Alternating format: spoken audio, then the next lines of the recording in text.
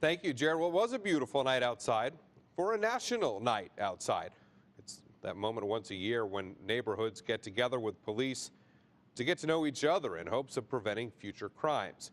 Altogether, there were 67 national night out parties in Bryan College Station.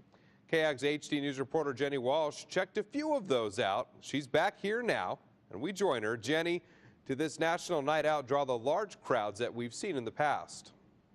Well, Matthew, it really depends on the neighborhood. Some have as many as 150 and others have 10.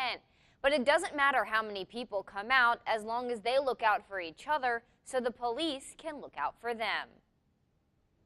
This looks like a neighborhood potluck. Well, that's because it is. But it's about much more than just sharing some dinner. I think it's really important for a city to know each other and to care about each other. And so this is just kind of the small part that I'm playing in caring about my city and loving my city well. More than 100 of Cale Gardenhire's neighbors would agree with that. Cale just moved in a month ago and came to his very first national night out tonight. We wanted to get to meet our neighbors, get to establish relationships with them. Exactly why Joanne Bates attended every one the last 11 years. When you come out here and you see people that you see walking or you see getting their mail, you don't run over there and say something to them, but you do when you're out here.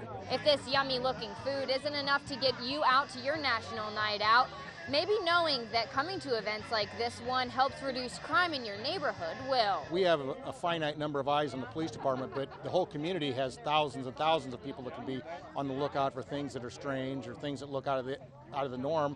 And if you know your neighbors, you know what looks out of the norm. And while every neighborhood is different, knowing each other helps the whole community stay safe. We pretty much know what goes on in the neighborhood, and we know what's out of the ordinary, so we'll let the police know if we see anything out of the ordinary. What first-time neighbors like Cale hope to learn. I just know neighborhoods where you have relationships with people are just safer because people look out for each other. To cut down crime and make new friends. Even though a national night out only happens once a year, police encourage neighborhoods to get together several times a year to build their relationships even more. Matthew?